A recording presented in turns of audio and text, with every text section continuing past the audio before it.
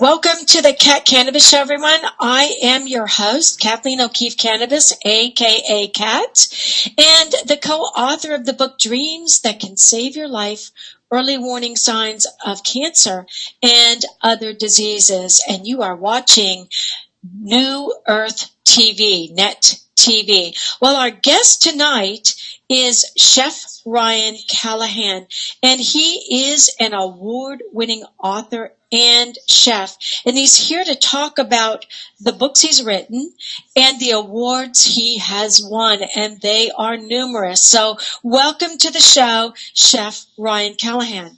Hello, pleasure to be here with you today, Kat. It's always nice to come and get to see everyone and visit and say hello to everybody across the entire world. You know, I know that a lot of people watch this, so that's really exciting. So welcome to my living room. It is. I love your living room. Comfortable, you know? Very homey. Yeah. Yeah. So, Chef Ryan Callihan, do you want me to call you Chef Ryan, Chef Callihan? Chef Ryan's fine. You can just call me Ryan even, you know? Okay. Well, Chef Ryan, you have won 2 really big awards. Can you tell us about them? Yeah, so I've actually won 2 Gourmand Awards, which are an international culinary competition.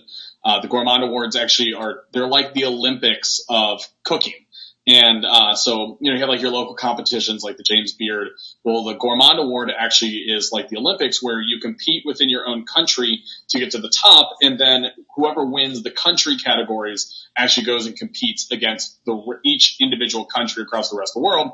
And then they do a first, second place kind of thing, kind of like the Olympics does, except, you know, there's only one award that goes out to the world winner. But I actually won the best twice.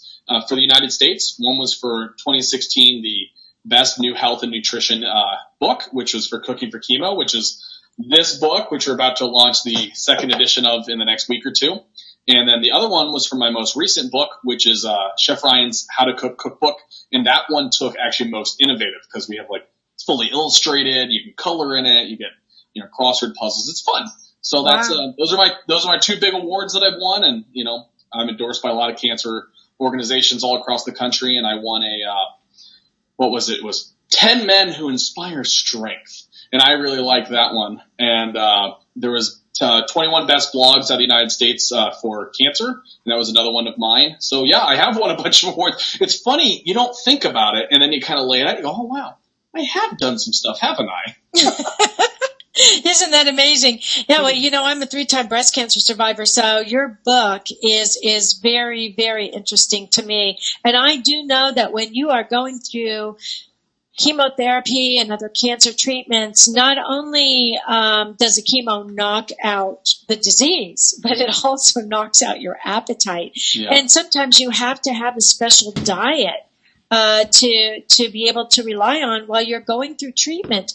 So what made you decide to write these books? That's actually a great question. That's probably the most popular question.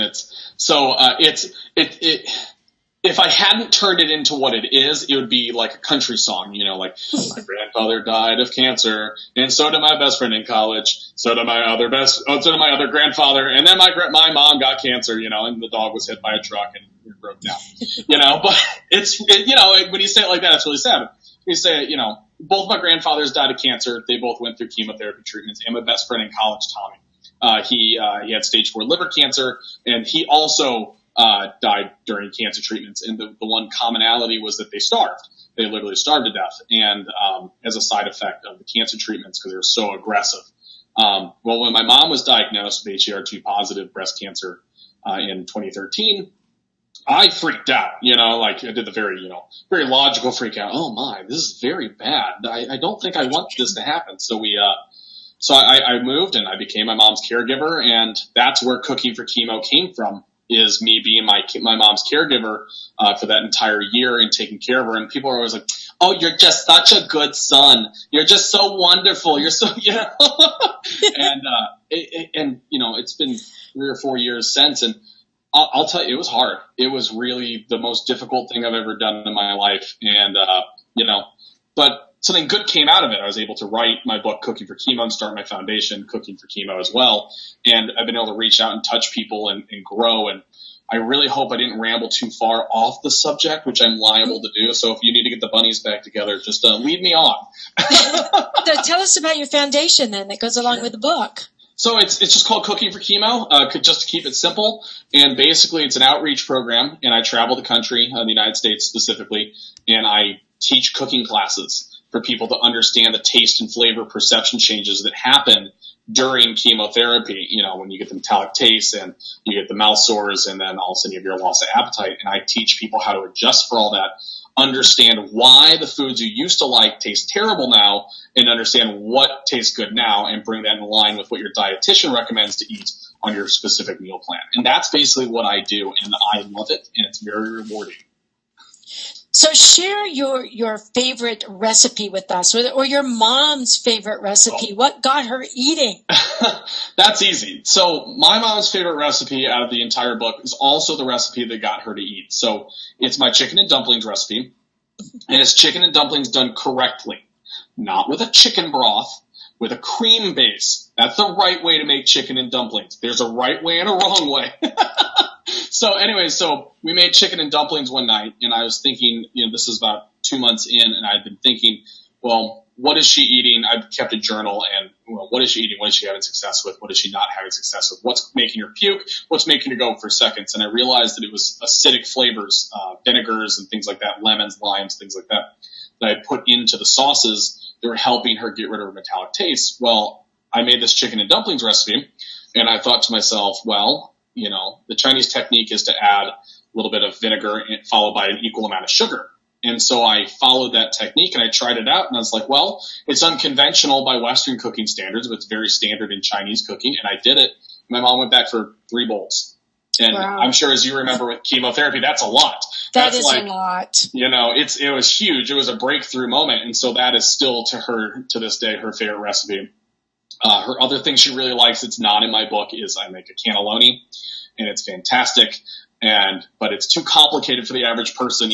No one has 6 hours to make like a meat filling and cheese sauce. No one has time for that. So yeah, the chicken and dumplings is definitely her favorite. It's also super easy to make. And so yeah, that's her favorite recipe. So what made you even decide to become a chef or to go into the culinary arts? When did this happen? Were you born that way? Well, yeah, actually, when I was 5, I asked for an easy bake oven, and I'm 32. So forget the truck. Give me an oven. So remember in 1990, they were big and white, and they had a 100-watt light bulb, which they don't even make anymore. And how do they even do the easy bake oven now without the light bulb? Maybe they put an element in it. I don't know. But I asked for one of those when I was 5, and it was just over from then. I always was bugging. My grandfather's cooked, not professionally, but around the house for the big holidays. So I'd be a little kid following them around, like, Grandpa, what are you doing here? Oh, you're making chicken tetrazzini. What's chicken tetrazzini taste like? Oh, what are you doing here? Why are all these orange pimento things in here? What is that? That's kind of weird, And so I follow them around and bother them, and that just, my love for food grew. And there's actually a defining moment. I used to work at. There used to be this sandwich place called Quiznos. I don't know if you remember them.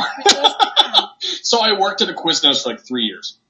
And I remember my first day making a sandwich. And there's this guy, he came in, he was all angry, coming in like, he came in. And I made this sandwich for him. And I gave it to him, and I watched him go sit down. And he took this bite. He went from being really angry to really, really happy. Like that. He just went like, it's just like excited. And that was the moment. That was the fish hook in the mouth moment where I was addicted, because I loved the idea of making people happy. And I really believe that food makes people happy, and you can have a really bad day. You eat your favorite food, and all of a sudden life's great. Yeah. It is. You have a bad day, you have a great dinner, and all of a sudden it's not quite so bad. Right. So the recipes in your book, are any of them easy enough for like children to cook? Yeah, absolutely. Pretty much almost all of them are easy. In the new edition, we removed the guidelines of easy, intermediate, advanced, but yes, by and large, they're, if with adult supervision, because there is cutting of knives and opening of sharp cans. Please don't burn down your house, kids. I don't want that. I don't think my liability insurance policy is large enough for that. But yeah, by and large, they're pretty much, the idea was that the book was supposed to be something that anybody could pick up, start with a basic understanding. Like, if you know what a saute pan is, and you know what a spaghetti pot is, and you know what a saucepan is, or an oven is, or a knife, you can figure this out. It's step-by-step instructions, and then I add chef tips at the end. So you ever get a recipe and you're like, I don't think this is right, and they missed like 23 pieces of really important information, like, oh, by the way, soy sauce is salty and savory. So if you're like, why is my fried rice super salty? Because I put salt on it and then soy sauce. Those are the kinds of tips that I put in there. So it can help anybody, beginner, intermediate, even like little kids, if they wanted to get in there. I actually taught a class, last March, back in Pennsylvania. It was all kids. And I was like, well, I don't know if they'll understand. They're like 5, 6, 7, and 8. And I was like, well, I don't know if they'll understand these flavor concepts. They're a little advanced. Here I am thinking I'm really smart. And these little 5-year-old kids were eating chili at the end of it, because at all my classes I make chili, and they're putting red wine and the sugar, and they're putting spicy stuff in there, and they're going, I think I like mine a little more spicy. I think I like mine a little more sweet. So yeah, at this point, as long as you have parental supervision with the knives, I think anybody can cook, really. It makes my entire industry look kind of pathetic. You look really bad now. It's like, wow, here's a 6-year-old, and he could probably do my job, except for labor laws. Don't put your kids in the kitchen at 6, So. That's funny. Oh, that's good. So, how can our audience find you? Sure. There's a really easy way. You can just Google search me. I'm pretty search friendly, Chef Ryan Callihan. Or what's probably even easier is just to go to cookingforchemo.org.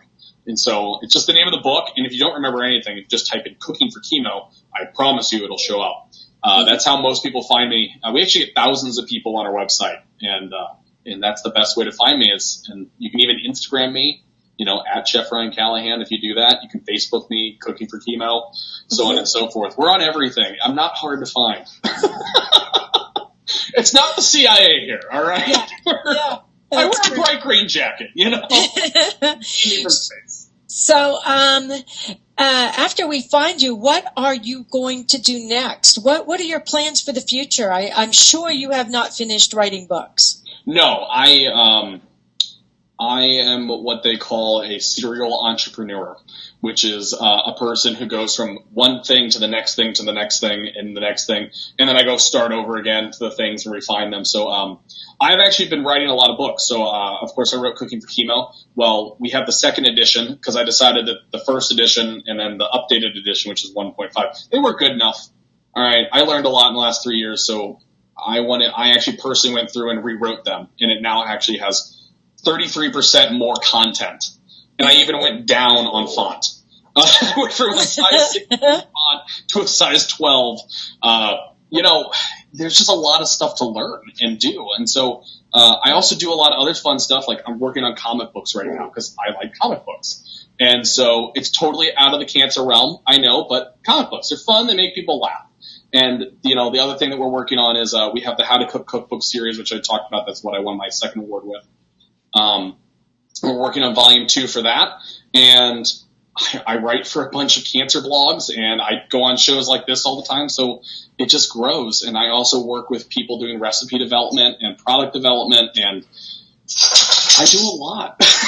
There's a lot of Yes, you do. You are very, very busy. Yeah. So it's hard to believe it, but we're already down to our last 2 minutes. Sure. So is your book on Amazon?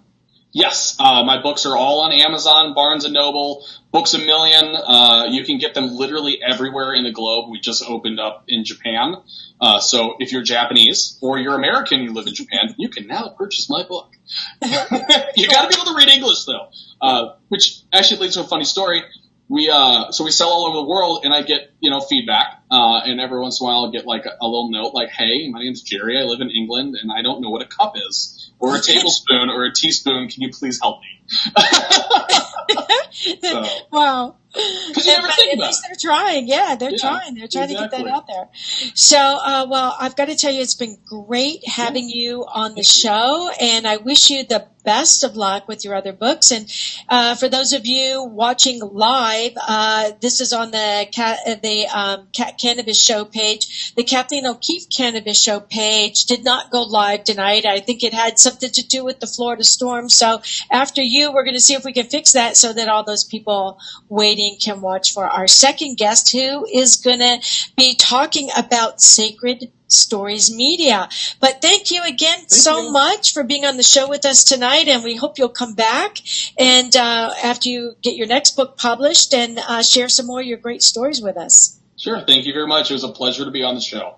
Okay. Good night, everybody. We'll see you next Tuesday. But those of you watching, hang in there, because in 15 minutes our next guest is coming on. So good night.